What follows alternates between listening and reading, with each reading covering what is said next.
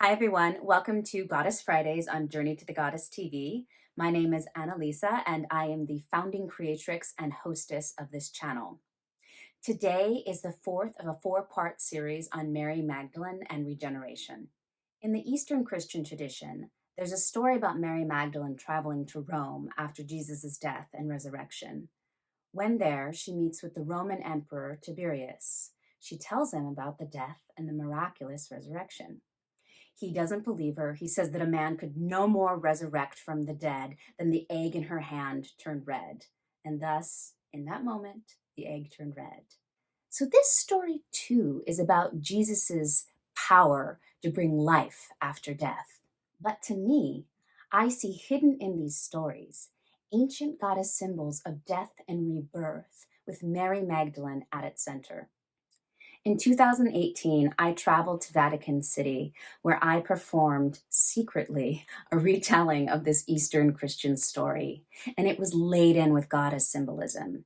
My hope is that in retelling this story in a way that centers the feminine, that it can inspire women to come home to their innate feminine wisdom and power. I am now going to take you on a journey to the goddess in three symbols. In many creation stories, the universe is birthed from a cosmic egg, as a child is birthed from her mother's womb. The egg is like a cosmic womb, dark, enclosed, and the primeval home to all of creation. Though the ancients weren't aware of it, the ovum, the egg inside a woman's womb, is another parallel to the cosmic egg. The macrocosmic egg is then mirrored in the microcosmic egg. I believe that the cosmic egg represents the totality of the feminine creative center and her creative potential. Even though Jesus is the egg in this story, I believe that this egg originally referred to the divine feminine power to create new life from death.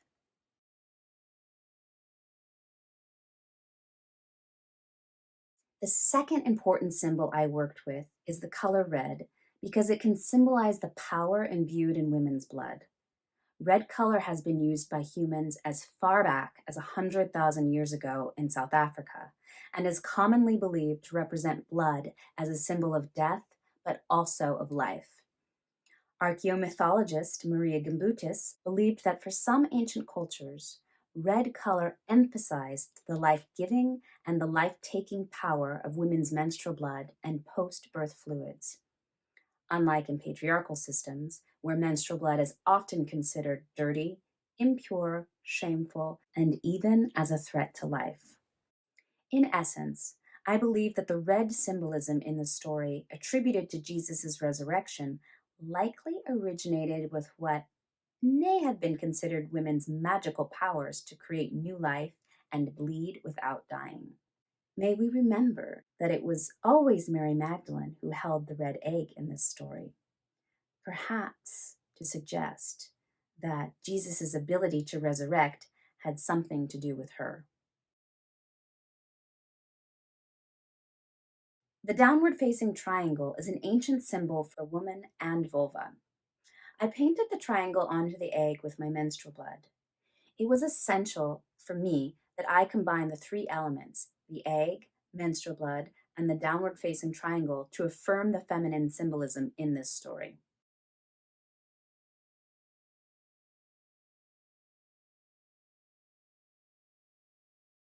Finally, I centered Mary Magdalene as the protagonist, not the messenger. I see this story as Mary Magdalene's ability to resurrect herself and all women from the shadow of harmful patriarchal narratives about women, particularly women's bodies. In the Western tradition, Mary Magdalene has long been known as a lowly sinner turned saint. She epitomizes this dichotomy, which has arguably been projected on all women touched by Christianity. In my version of this story, Mary Magdalene speaks from the Gnostic text, the Thunder Perfect Mind. This text beautifully expresses the two extremes women are expected to embody in our culture, with lines like, I am the whore and the holy woman. I am she who is honored and she who is mocked. With dignity, Mary Magdalene uses this text to call out nearly 2,000 years of a smear campaign that did everything to strip her of her power and personhood. She has been used as an example to demean all women, to keep us in our place.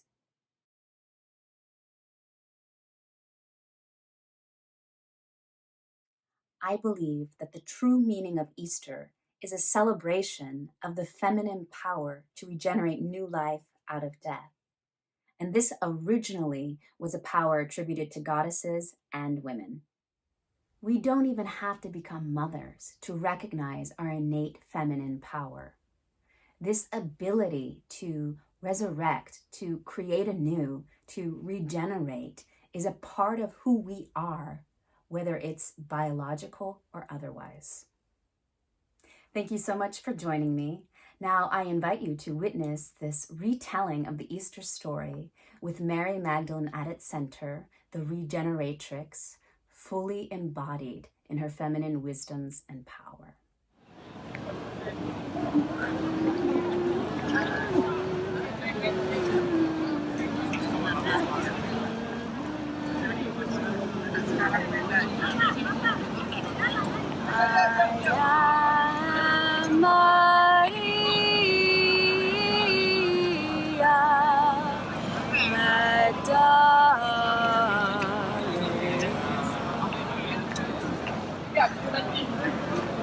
I am the first and I am the last. Io sono la prima e l'ultima. I am she who is honored and she who is mocked. Io sono colei che è onorata e io sono colei che è derisa. I am the whore and the holy woman. Io sono la puttana e la donna santa. I am the wife and the virgin. Io sono la moglie e la vergine. I am the mother and the daughter. Io sono la madre e la figlia. I am the limbs of my mother. Io sono le membra di mia madre. I am humiliation and pride. Io sono l'umiliazione e l'orgoglio. I am ashamed. I am without shame. Io mi vergogno. Io non mi vergogno. Fai attenzione a me. Io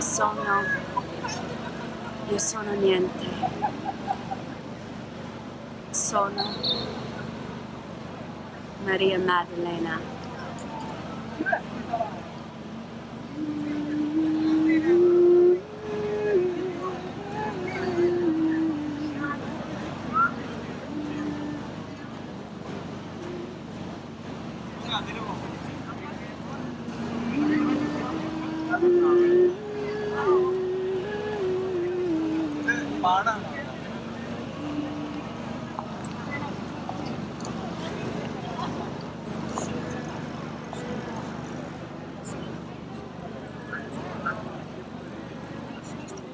Thank you so much for viewing, everybody. If you liked what you saw, then I encourage you to like this video, to comment, to subscribe to the channel, and of course to share the videos, because sharing is caring, right? And don't forget to watch every other video in this series.